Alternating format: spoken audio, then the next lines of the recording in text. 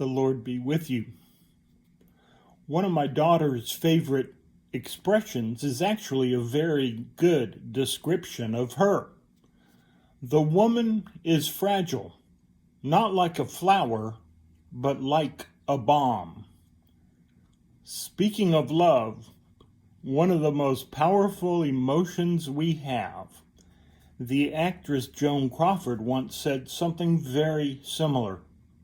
Love is a fire, but whether it warms your heart or burns your house down, you can never tell. Love motivates. Love gives pleasure. Love can also hurt and even destroy. It can make us do bold things. It can make us do stupid things. Love certainly has the power to make us act in ways we never thought we would act. During the 17th century, Oliver Cromwell sentenced a soldier to be shot for his crimes. The execution was to take place at the ringing of the evening curfew bell. However, the bell did not sound. The soldier's fiancée had climbed into the belfry and clung to the great clapper of the bell to prevent it from striking. When she was summoned by Cromwell to account for her actions, she wept as she showed him her bruised and bleeding hands. Cromwell's heart was touched, and he said, "Your lover shall live because of your sacrifice. Curfew shall not ring tonight."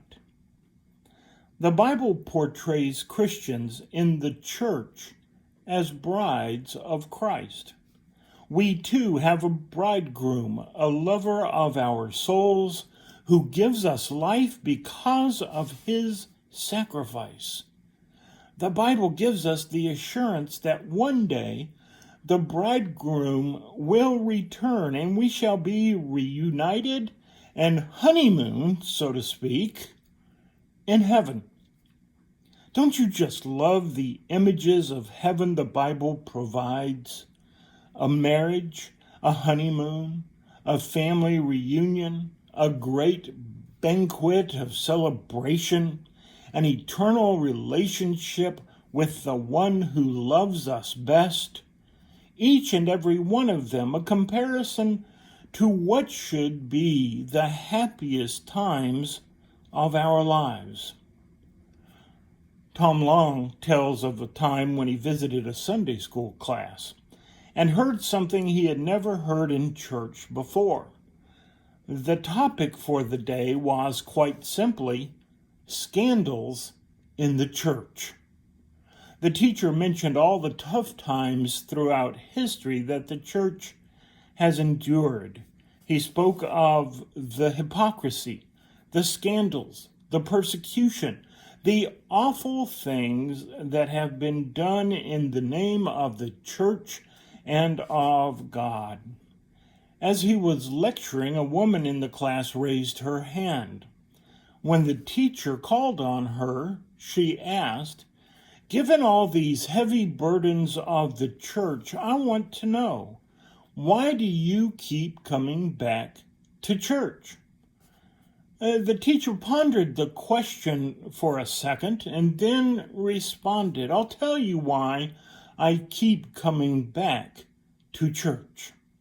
Every eyeball in the class suddenly focused on the teacher.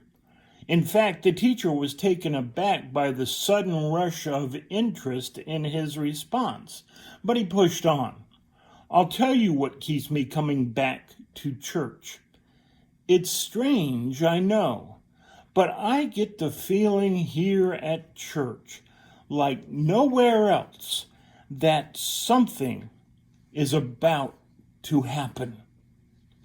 During Advent, this season of purposeful waiting, I feel the same way.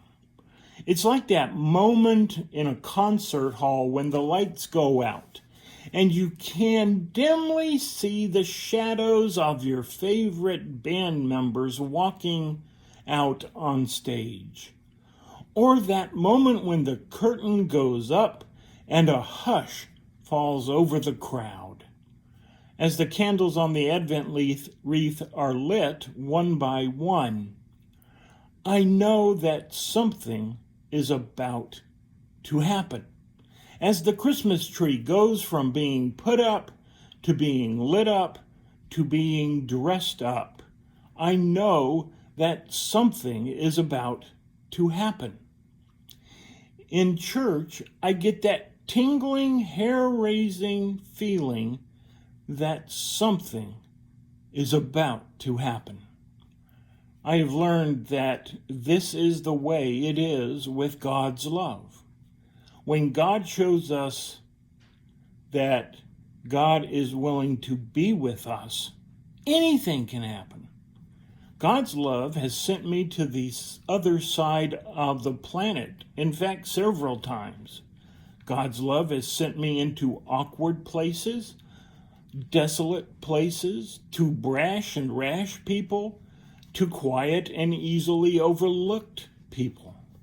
God's love has sent me into the most joyous and the most difficult times of people's lives. Maybe that is why I love Advent so much, because I love walking in this world knowing that with God in my life, something is always about to happen. And loving God makes me look forward to doing the craziest things. Amen.